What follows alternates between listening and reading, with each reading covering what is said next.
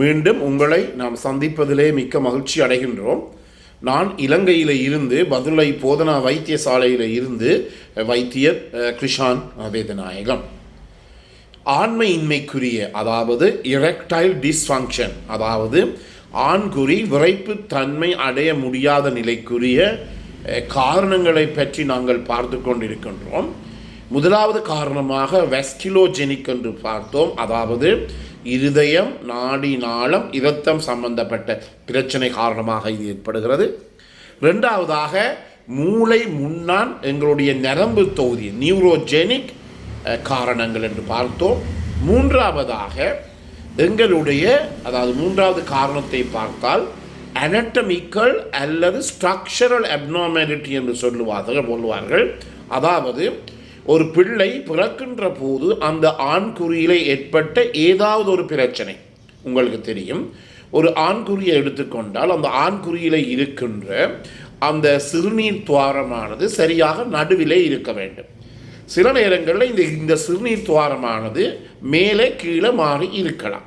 எனவே இந்த நிலைமையிலே நாங்கள் என்ன சொல்லுவோம், இதை சொல்லுவோம், ஏதாவது அமைப்பு ரீதியான பிரச்சனைகள், குறைபாடுகள், அனட்டமிக்கல் அல்லது ஸ்ட்ரக்சரல் அப்நார்மாலிட்டி, அதாவது அவர் படைக்கப்படுகின்ற போதே வெளியிலே அவர் தாயினுடைய வயிற்றிலே வருகின்ற போதே அவருடைய ஒரு ஆணினுடைய ஆண்குறியிலே இருக்கின்ற பிரச்சனைகள். எனவே நாங்கள் பல பேரை நான் கண்டிருக்கின்றேன், அதாவது அவர்களுக்கு பிள்ளை இல்லை, பிறகு நாங்கள் இவருடைய அந்த கணவரினுடைய ஆண்குறியை சோதித்து பார்க்கின்ற போது இப்படிப்பட்ட பிரச்சனை, அதாவது அந்த துவாரமானது சிறுநீர் வெளியேறுகின்ற துவாரம் ஆண்குறியிலே மேற்பகுதியில் இருக்கும் அல்லது கீழ்ப்பகுதியில் இருக்கும் என்றபடியினாலே அதே நேரத்தில் அவர்களுக்கு இருக்கிற இந்த முன்தோலை பின்னால் போக முடியாத தன்மை, முன்தோல் என்று சொல்லுகின்ற போது நாங்கள் அதை ஃபோர்ஸ்கின் என்று சொல்லுவோம்.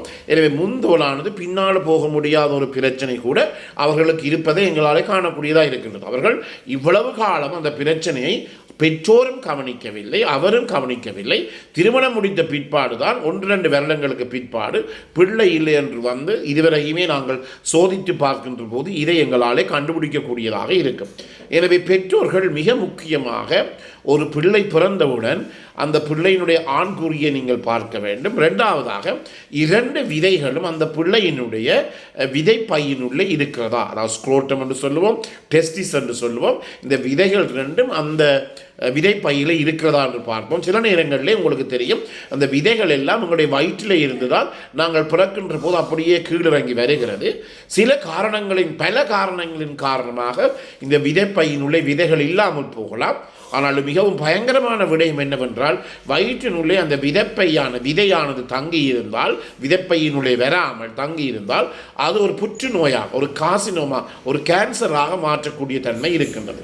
எனவே ஒவ்வொரு பெற்றோர் உண்மையாக பிள்ளை பிறந்தவுடன் அந்த பிள்ளையை பார்ப்பதற்குரிய வைத்தியர்கள் பிள்ளையை முற்றிலுமே பரிசோதித்த பிற்பாடுதான் பிள்ளை பிறந்த அம்மாவுடன் பிள்ளையை நாங்கள் வீட்டுக்கு அனுப்ப முடியும். அந்த பீரியாட்ரிக் SHO வந்து, அதாவது சின்ன பிள்ளை பார்க்குற வைத்தியர்கள் கட்டாயம் வந்து அந்த பிள்ளையை முற்றிலுமாக பரிசோதிக்க வேண்டும். அந்த பரிசோதனையிலே முக்கியமாக இந்த விதைப்பையினுள்ளே 2 விதைகளும் இருக்கின்றது என்று சோதித்து பார்க்க வேண்டும். ஆனால் சில நேரங்களிலே இந்த கூடுதலான வேலை கூடுதலாக இருக்கின்றது, பிஸி நேரங்களிலே இவற்றை செய்ய முடியாத ஒரு பிரச்சனை ஏற்படுகிறது. என்றபடினாலே ஒவ்வொரு தாயும் தன்னுடைய ஒவ்வொரு பிறந்த ஆண் பிள்ளையினுடைய விதையினுள்ளே விதைப்பை 2 இருப்பதை பார்க்க வேண்டும். அதே நேரத்தில் ஆண்குறியின் நடுவில் தான் இந்த சிறுநீர் துவாரம் இருக்கின்றது பார்க்க வேண்டும். மூன்றாவதாக மிக முக்கியமாக கவனித்துக் கொள்ள வேண்டும், அந்த பிள்ளை சிறுநீர் பெய்கின்ற போது சிறுநீரெல்லாம் நல்லாக வீசி போகிறதா அல்லது அந்த பிள்ளையினுடைய காலிலே விழுகிறதா என்று பார்க்க வேண்டும். இதுவும் ஒரு முக்கியமான விடயம். ஏனெனில் ஒரு பிள்ளை ஒரு ஆண் பிள்ளை சிறுநீர் கழிக்கின்ற போது கட்டாயமாக இப்படி ஒரு வீசி போக வேண்டும்.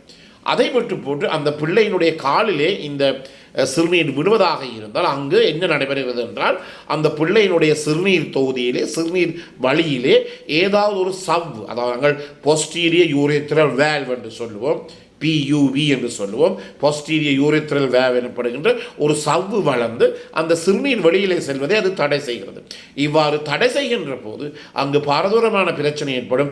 2 சிறுநீரகங்களும் பாதிக்கப்பட்டு அந்த பிள்ளைக்கு இறப்பு அல்லது மரணம் ஏற்படும். எனவே இந்த 3 விடயங்களையும் ஒவ்வொரு ஆண் பிள்ளையும் பிறந்தவுடன் தாயோ அல்லது தகப்பனோ முக்கியமாக கவனித்துக் கொள்ள வேண்டிய என்ன, ஆண்குறி சரியாக இருக்கின்றதா, ஆண்குறியின் நடுவில் தான் அந்த சிறுநீர் துவாரங்கள் இருக்கின்றதா.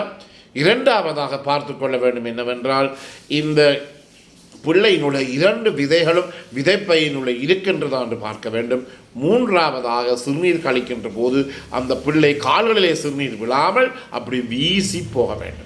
அவ்வாறு போனால்தான் அந்த பிள்ளையினுடைய சிறுநீர் தொகுதியும் இனப்பெருக்க தொகுதியும் ஒரு சுகதேகியாக, ஒரு ஹெல்த்தியாக இருக்கிறது என்பதை பார்த்து கொள்ள முடியும். இதை பிறகு திருமணம் முடித்த பிறகு வந்து காணுகின்ற போது பிரச்சனை.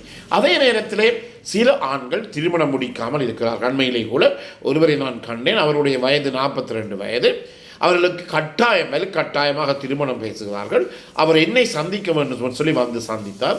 வந்து சந்தித்த போது புரியாத பிரச்சனை அவருடைய ஆண்குறியிலே இருக்கு. நான் சொன்னேன், இது மிகவும் ஒரு இலகுவான பிரச்சனை.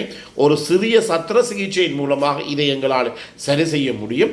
இதற்காக வேண்டியா நீர் 42 வயசு மட்டும் திருமணம் முடிக்காமல் இருந்தீர்கள் கேட்ட போது அவர் சொன்ன மறுமொழி என்னவென்றால், தனக்கு அதை சொல்வதற்கு வெட்கமாக இருக்கின்றது என்று சொல்லி. அப்படி இருக்கவே கூடாது என்றபடியினால தான் நாங்கள் இன்று இந்த பாலியல் ரீதியான விடயங்களை, செக்ஸ் சம்பந்தப்பட்ட விடயங்களை எல்லாம் இதிலே பேசுவதற்கு காரணம் என இது கட்டாயமாக வெளிக்கொணரப்பட வேண்டும். இல்லாவிட்டால் பாரதூரமான பிரச்சனை எங்களுக்கு கடைசி காலத்தில் ஏற்படக்கூடியதாக இருக்கும். எனவே ஒருவருக்கு ஏற்படுகிற அனட்டமிக்கல் ஸ்ட்ரக்சரல் பிரச்சனை மூலமாகவும் இந்த ஆண்குறியினுடைய விரைப்புத்தன்மை அல்லது இரெக்டைல் டிஸ்ஃபங்க்ஷன் ஏற்படும். அடுத்ததாக ஹோமோனல் இம்பேலன்ஸ் மிகவும் முக்கியமாக. உங்களுக்கு தெரியும், ஆண்களாக இருப்பதற்கு ஆணுக்குரிய ஹோமோன் தேவை, பெண்களாக இருப்பதற்கு பெண்ணுக்குரிய ஹோமோன்கள் தேவை.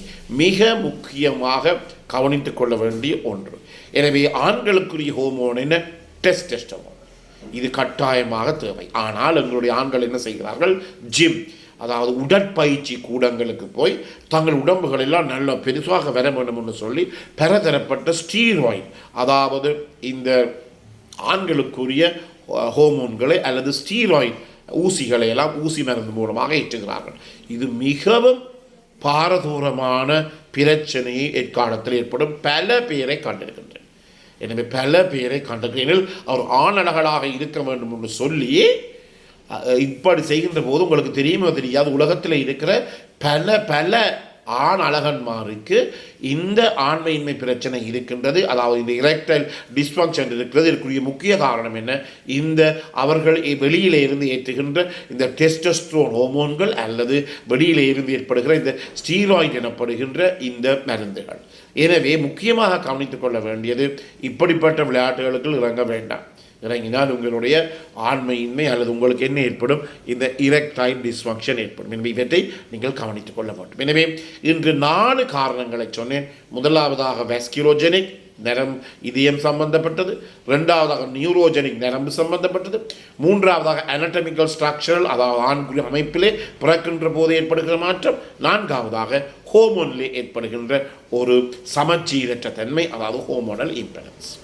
இந்த நிகழ்ச்சி உங்களுக்கு பிடித்திருந்தால் இதை பார்க்காததற்கு அறிமுகப்படுத்துங்கள். அதே நேரத்தில் லைக் பண்ணுங்கள், ஷேர் பண்ணுங்கள், மணி சின்னத்தை அல்லது பெல் சைனை அமுழ்த்தி நீங்கள் இதை சப்ஸ்கிரைப் பண்ணுங்கள்.